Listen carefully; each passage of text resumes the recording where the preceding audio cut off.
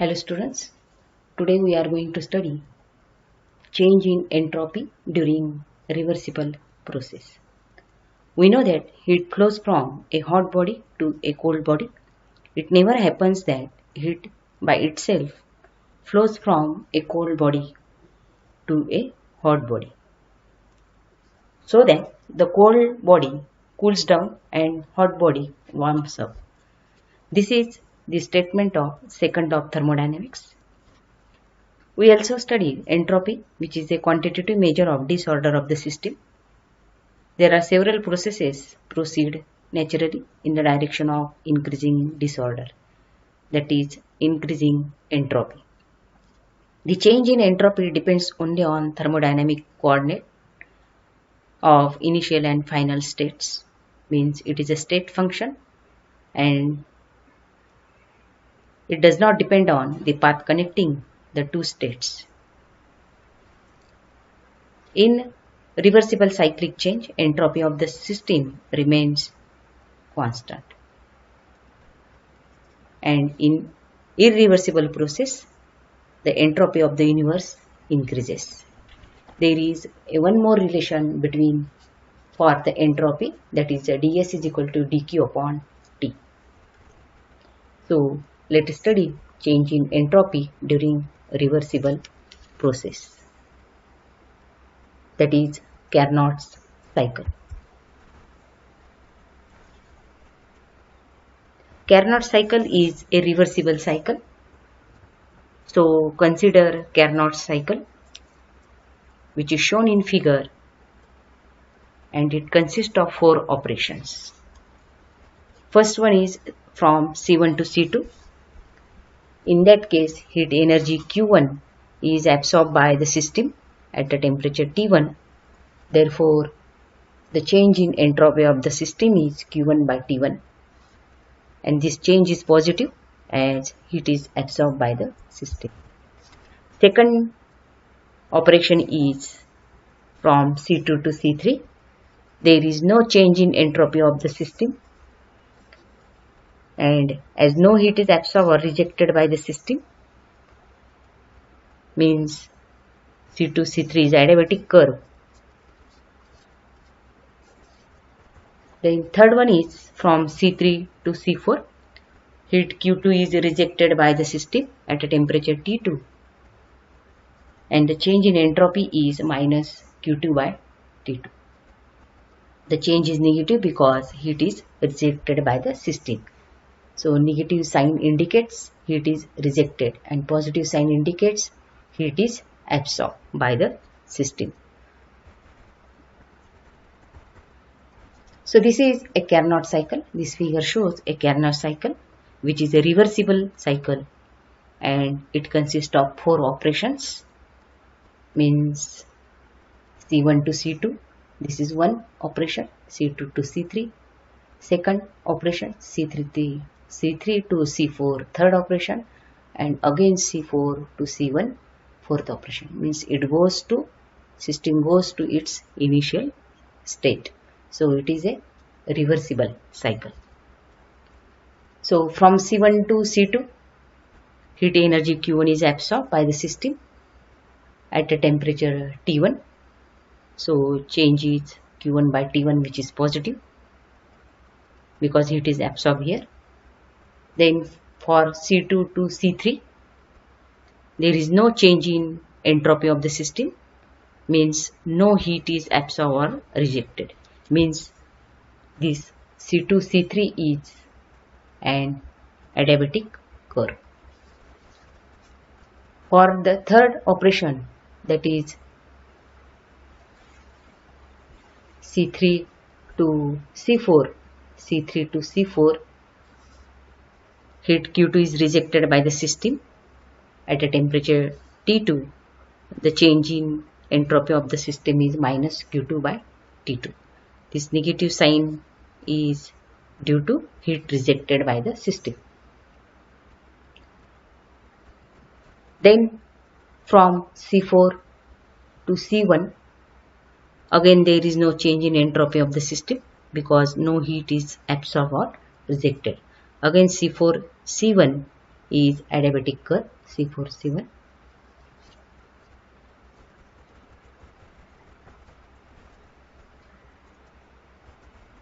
Therefore, total change in entropy of the system during a reversible cycle is addition of these four operations. In first operation, the change in entropy of the system is Q1 by T1. So write here Q1 by T1. Then in second operation, no heat is absorbed or rejected by the system. Therefore, change in entropy of the system is 0. In third operation, the change in entropy of the system is minus Q2 upon T2. So write here minus Q2 upon T2. For fourth operation, that is C4 to C1, there is no change in entropy of the system because no heat is absorbed or rejected. Therefore, change in entropy of the system is 0. So we get equation Q1 by T1 minus 0 minus Q2 by T2 minus 0. So 0 0 get cancelled and we get Q1 by T1 minus Q2 by T2. So total change in entropy of the system during reversible cycle is Q1 upon T1 minus Q2 upon T2. But we know that in last lecture we get the relation Q1 by T1 is equal to Q2 upon T2. That is net change in entropy of the system during a reversible cycle is equal to delta S and which is equal to 0. Hence, entropy of a system remains constant during a reversible cyclic change. So, as we substitute this Q1 upon T1 is equal to Q2 upon T2 in this equation, so we get delta S is equal to 0. Change in entropy is equal to 0. Hence, entropy of a system remains constant during a reversible cyclic change.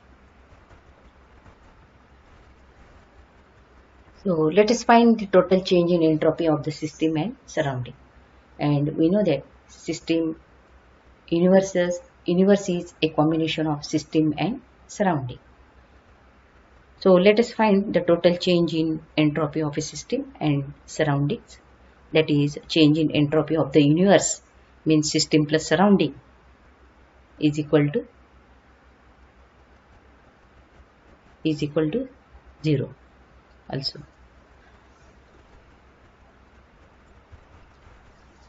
So let us first consider the change in entropy for system, then consider change in entropy for surrounding and add it.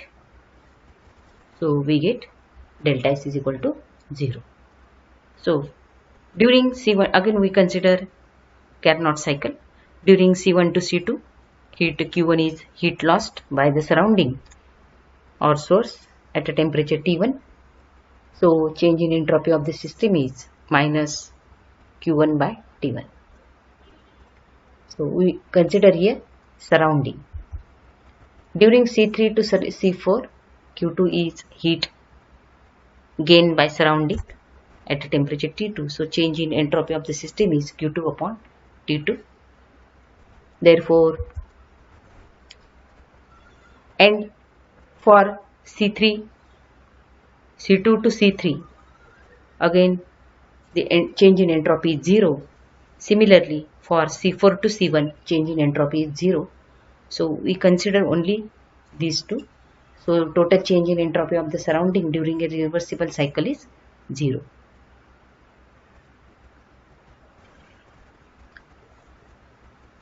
Actually, we can add these two equations, that is minus Q1 by T1 plus Q2 by T2. Again, we know the relation Q1 by T1 is equal to Q2 by T2. So it get cancelled and we get the total change in entropy of the surrounding during a reversible cycle is also 0. Thus, in a reversible cycle, the change in entropy of a system as well as surrounding is 0. So entropy of the universe is constant. If we consider a reversible cycle, the change in entropy of a system as well as surrounding is 0. Then reversible process from C1 to C2. In this process, change in entropy of the system is Q1 by T1 and change in entropy of the surrounding is minus Q1 by T1. So change in entropy of the universe during reversible process is equal to 0. Hence, during reversible process, the entropy of the universe remains constant. So change in entropy delta S is equal to 0. And for any irreversible process, change in entropy is not equal to 0. It is always greater than 0. So remember these two statements. Change in entropy of the universe remains constant for reversible process, and for irreversible process, change in entropy is greater than 0. Then entropy changes for an ideal gas, means we have to find out the delta S for ideal gas.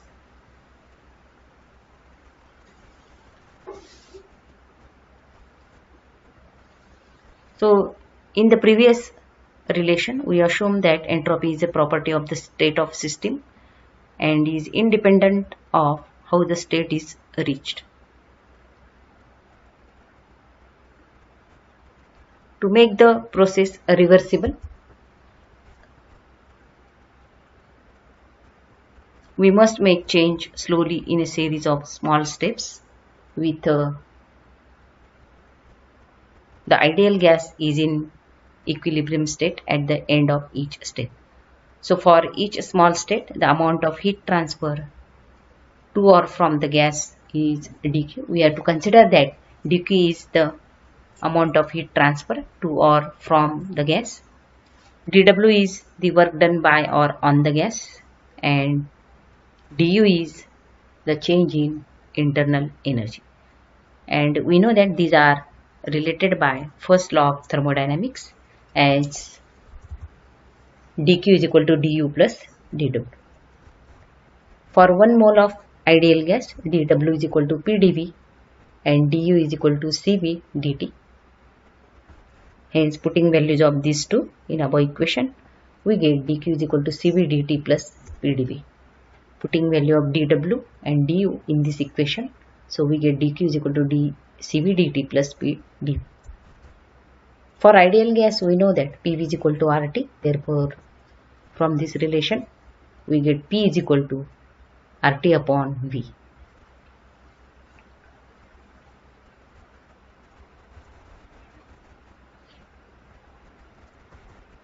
Hence, above equation becomes dq is equal to cv dt plus RT upon V dV.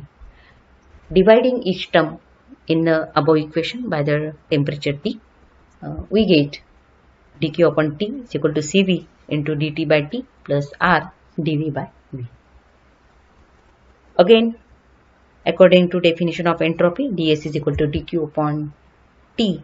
Therefore, this dq upon T becomes ds because this is definition of entropy. So we write ds is equal to cv into dt upon T plus R dV upon V. So let us integrate each term of this equation between the initial state I and final state F. So we get integration I to F ds is equal to integration I to F cv into dt by T plus integration I to F R into dV by V. By solving this, we get SF. F stands for final state and I stands for initial state. So SF minus SI is equal to CV, and integration of dt upon T is log and dV upon V is log V, and putting upper and lower limits. So we get SF minus SI is equal to CV natural log TF upon TI plus R, which is universal gas constant, natural log VF upon VI. In this equation, the quantity SF minus SI is the entropy change, that is delta S, So we can write Sf minus Si is equal to delta S. Hence that equation becomes delta S is equal to R log of Vf upon Vi plus Cv log of Tf upon Ti. Or we can write delta S is equal to R log of V2 upon V1 plus Cv log of T2 upon T1. So the change in entropy between initial and final states of an ideal gas depends only on initial state, means Vi and Ti, and final states Vf and Tf. And delta S does not depend on how the gas changes between the two equilibrium states. Thank you.